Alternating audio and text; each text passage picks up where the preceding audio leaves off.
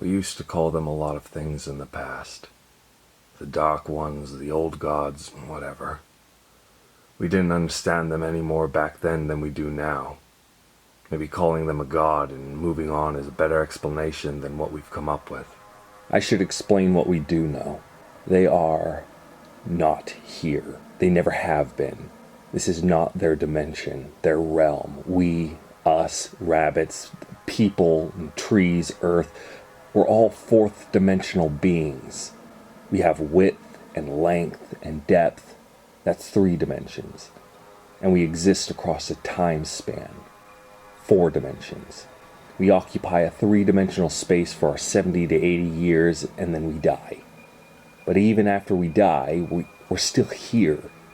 Eventually, our atoms disperse and we form new rocks and trees, but each atom, each proton, a 3-dimensional object that exists through time.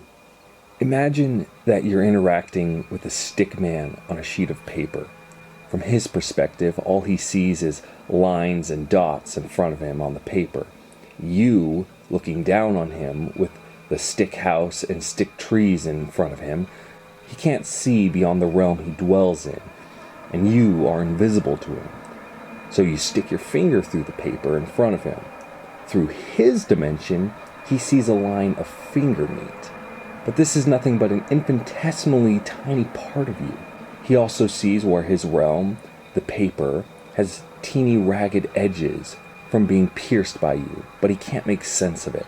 But he can now see your finger, touch it, poke it with a sharp stick, but he can harm you no more than a paper cut.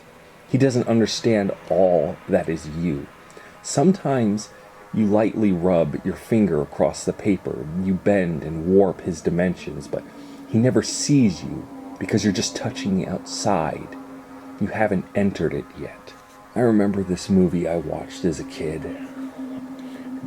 The Watchmen. I think it had a comic book too. There was this character, Dr. Manhattan, that was granted these godlike powers from a freak laboratory accident. That guy, I think, is the best way to describe a 6-dimensional being. He occupies a 3-dimensional space like us, but he doesn't exist across a specific time frame. He exists across all of time simultaneously.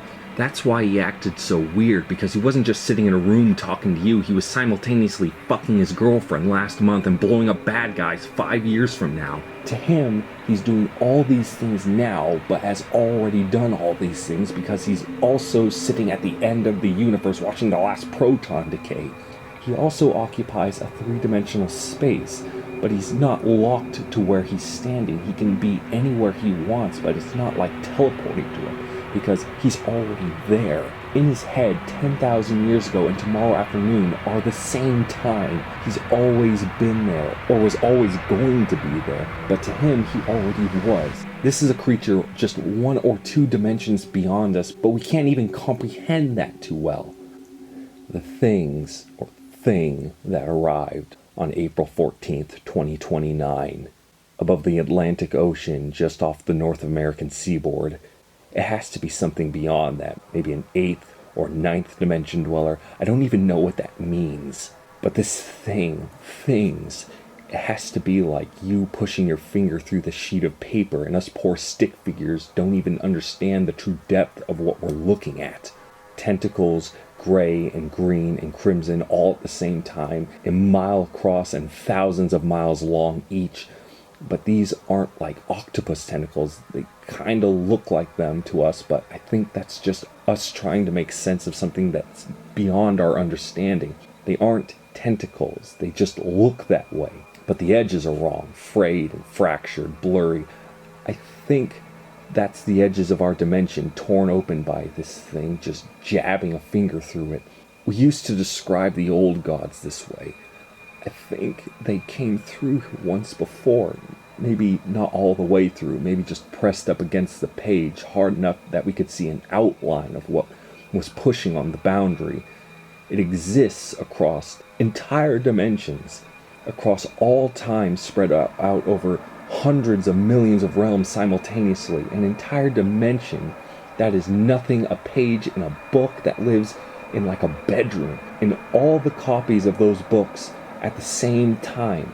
Our universe is nothing but a period on one page, and what we see of them is just that line of circle meat, just like that stick figure on the sheet of paper, clueless of how much more depth there truly is.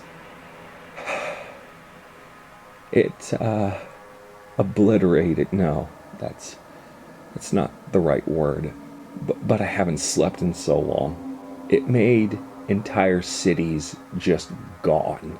One swipe and half of England and Europe were just gone from our world, burned clean to the bedrock like a hot knife through butter. Matter just evaporated like steam, and everything that was there was just not anymore. I'm not even sure it was trying to hurt our world. Just a careless guy bumping into a vase and shattering it. Oops. 10,000 bombs and missiles later, I think it at least recognizes us now. We gave it a paper cut on an atom-thin scale. I'm not sure it cares. We seeded half the planet to it, and to the ones that popped out over the sky of Canada and North Africa. They dig into the Earth's crust like roots now, drinking deep of the mantle, I guess. We don't fight anymore. Not enough food to eat, let alone make bombs.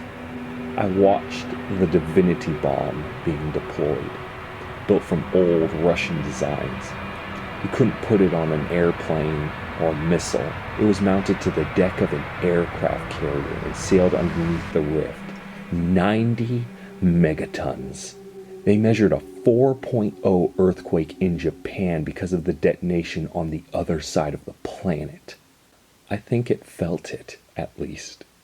It cost us what remained of the U.S. eastern seaboard when it spasmed like it had been stung by a bee. We don't fight anymore. A new world was born on April 14th. The old gods have returned.